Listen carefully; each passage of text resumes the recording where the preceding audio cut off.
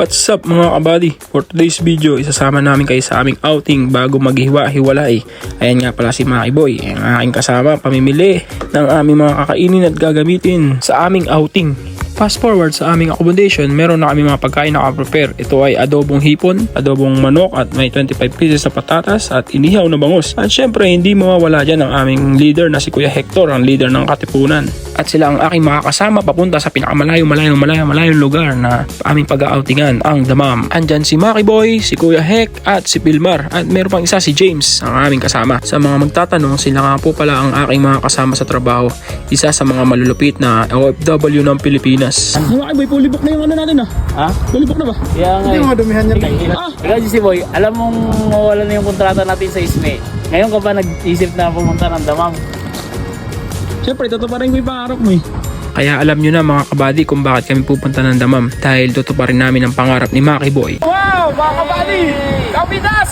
Yeah! May Maki Boy! Sa record! Mga Angeles! Okay na! Let's go! Good morning mga kabady. Ito na nga pala ang umpisa ng aming kalbaryo dahil sa hindi na maipinta ang pagmumukhang ito dahil wala ng tulugan. Narating na nga pala namin ang malaparaisong Half Moon Beach na matatagpuan sa Alcobar. Sobrang linis at presko ng hangin kaya ito ay aming dadamhin. Nakita nyo naman pil na pil, stock up lahat Yan lamangan, umpisa natin sa napakasarap na adobo at ginataang tulingan na may kasamang 700 pieces na kanin na aming kakainin at di namin namalayan na naubos na pala namin.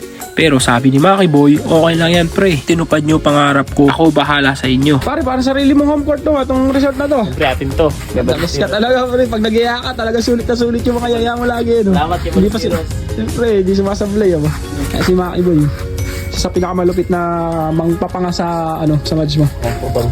Ito nga pala yung pagsuswimingan namin, nakakami lang ang tao. Mga katao-tao dyan mga kabady At di na nga kami nakapagpigil at lumusong na nga kami, kaya simulan na natin ang lango yan. Let's go mga kapanga!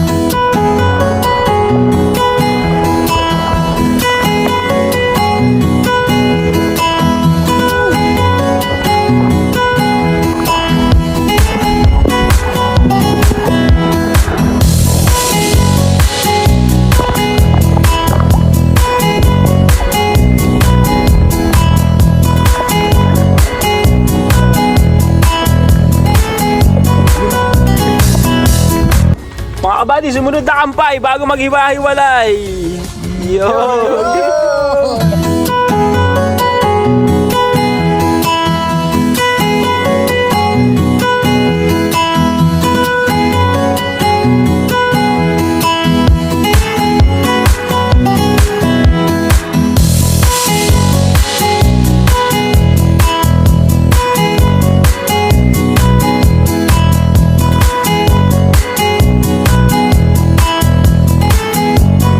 At dito na natatapos ang aming outing dahil may natira pa kami mga ulam, samahan natin na napakaraming kanin tsaka Jollibee para talagang bida ang saya.